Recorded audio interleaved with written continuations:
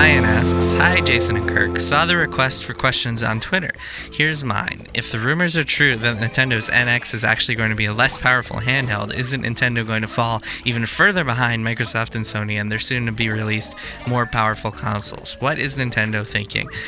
So let me give some context for that. So earlier this week, Eurogamer reported they had a big blowout report on the NX. They say that their sources tell them that the NX is basically a handheld console that plugs into a docking station on your TV. So it's essentially a portable that can also be blown up and played on the TV. It's like a reverse Wii U. And it has a detachable controller, and it runs using one of those Tegra chips, which you can find, I think, in the NVIDIA Shield and like other NVIDIA stuff, which is the equivalent. I mean, they're speculating that it'll be a Tegra 2, which hasn't been announced yet. Well, and that's really also, they qualified that speculation pretty hard. They were like, it was like based on some very there's apparently a loud fan on the NX dev kit, so they were thinking maybe because this isn't cooled normally, it's just like a temporary processor, and it would line up. Maybe it was very loose though, so they still say it's likely it'll be the Tegra. Going to be, I mean, it's safe to say it's going to be a chip that's made just for the NX and not like something that is found in the other Android-powered hardware. But the point is that it's not going to be as powerful as Neo and Scorpio for sure. It might be. I mean, I think a safe guess is that it's as powerful as an Xbox One or like a PS4 today, like somewhere between that or in that range. Which means. So first of all, assuming this rumor is true, and I think it is. I haven't been able to independently confirm this. None of us have, but we've definitely heard similar rumblings, and I saw a couple of things that I can't really get into that were kind of like good confirmation of this. So I think it's true. I actually am really psyched about this because I think Nintendo's best stuff is their handheld production, and I think you agree with me. Like, the 3DS is such a great system. Their handheld gaming has always been incredible. Yeah, I agree. I mean, I agree just because I don't like using the Wii U, and I didn't really have a Wii for any prolonged period of time and didn't own Nintendo consoles before that, so the Wii U is my first console, and that's not really fair because it's kind of a bummer console, but I don't even like using it. So where I love the 3DS and I love so many 3DS games that I agree. I think it'd be fine if Nintendo's one console was like a pretty powerful handheld. Right. So as far as the question of competition, I think the important thing here is that they're not competing with Sony and Microsoft. If they're making a handheld, they're competing even more so with Apple and Google and phones and tablets. And so the big question is, will people be willing to add this to their repertoire of iPads and iPhones and things they carry around with them? So the 3DS sold pretty well, but it didn't have quite the same momentum as the DS before it, which is definitely impacted by mobile gaming and handheld and iPad gaming and stuff like that. So the question is, can they still carve out a big force in the marketplace? And I think they can for this reason. Now, assuming this is all true and there's no other component to this that we're not thinking of, like maybe there's another SKU with like a console device, but let's assume that's not true and that's not the case, and that the NX is just a portable system. Now, instead of like they have for decades having two different like branches, one making 3DS games and one making Wii U games, or one making Game Boy games and one making Super Nintendo games, now they have all of their software power focused on one console, which is unprecedented for Nintendo, and it'll basically mean double the games. It'll mean they're gonna have a much bigger software output than they ever did on those other consoles. And if you combine that with like their legacy stuff, like if they finally get Virtual Console, their shit together on that, this could be a really awesome thing. Just like for some context for people, the mini NES, do you remember the traffic on that post? I think people were so psyched about that. It was like just our announcement post had like some 800,000 page views, something like that.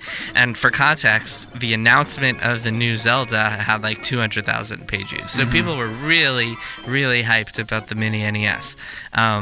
So they have that to fall back on and that kind of retro stuff. I don't know. What do you think? Do you think it can kind of carve out a niche in the marketplace that doesn't need to compete with Sony and Microsoft? Yeah, I mean, sure. It's possible. Like, I think what you're saying is kind of a best case scenario. The idea that Nintendo can take all of their development might and focus it on one console. Wishful thinking. Yeah. And it's like, and now we're going to get twice as many great games. Like, that would be cool.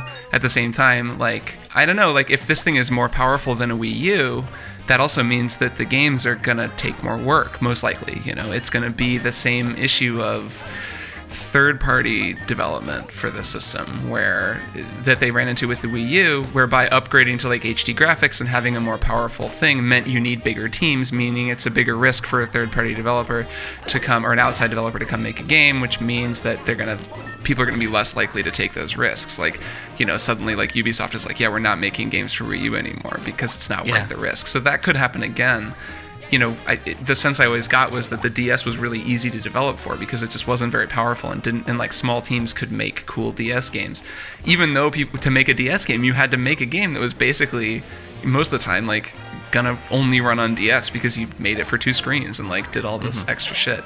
So, that could happen again. Like, they could still wind up being like, we have a bunch of cool Nintendo games and kind of nothing else. And if you're not really into Nintendo games, people are still going to play Pokemon Go on their phones and they're still going to play other games on their phones, but they're not really going to break through to people who do that. So I don't know. But, I mean, personally, I love the idea. I love the idea of like a portable thing with a really nice screen that can play the new Zelda game on the go, and then I can plug it into my TV and it plays it in 1080p. Like, hell yeah. I love that idea. It would make me play so many more of these games. I wish I could do that with my Wii U. Portable gaming is so much better. Yeah. Like, God, like if I could take my Wii U controller with me and play all those games on the go, I would fucking play everything like all the time. So I love that. Like, I think that's great, and that alone might be enough. Yeah. So I don't even know if they really need third party. I mean, I feel like they might have enough of a first party base. To kind of, I mean, if you saw with Pokemon Go just how strong their franchises are. Well, and if they wind up even in a situation like the 3DS where there's just a lot of really good games that are mostly all first party, that's fine with me. Like, and also like I view it in one way in terms of like Nintendo's prospects, but also I just, as a gamer, like, I love the idea of that console. I think it just sounds great, and I'm totally fine with them. Like, going back to the initial question, like, I don't give a shit if Nintendo's hardware isn't as powerful as like the PlayStation Neo or even the PS4. Like, that's fine. Like, I've never gotten the sense that Nintendo's games require that kind of overhead to be great. So sure, that's fine with me. If it makes it easier for them to do what they do and make a profit and turn out good games, that's what matters. Yeah, the on the go thing is really cool. Yeah, I don't know. I'm excited. I think it's a good fresh start for them after the failure of the Wii U. They can kind of cut out that brand and call it something totally new. I saw someone suggest that they should call it Nintendo Go, which I think is a cool idea. Oh, that is kind of cool. It's cool, right, when you buy a Nintendo Go? Yeah. But yeah, just the idea they can start new. They can they're gonna have call this it. They're gonna call it like the Wii Go or something. Like yeah, the Wii O. It's gonna be dumb. But they have an opportunity to Yeah. like start fresh with marketing and like have this like a smart marketing message that doesn't muddle things the way they did with the Wii U, where nobody knew if it was like actually a Wii or an accessory to the Wii. Yeah. Even today, people still don't know it exists. They think, oh, Wii U, like that Wii accessory. I still think, well, and just I still am skeptical. I still think about all of the like minor fuck ups with the Wii U, and it makes me be like, I know it'd be great if they totally get it right, but like things like with the controller would just die and you'd have to charge it and you'd be sitting there with it plugged in, like that kind of stuff. I'm like, I really hope that it doesn't have any of those like annoyances or like first generation problems that they fix in a later one that you have to buy again like a year later. Yeah. Like, Yep. So here's hoping. I hope it's cool. I really liked what I heard and what I saw in that Eurogamer report. I think that is exciting. Yes, I hope it's true.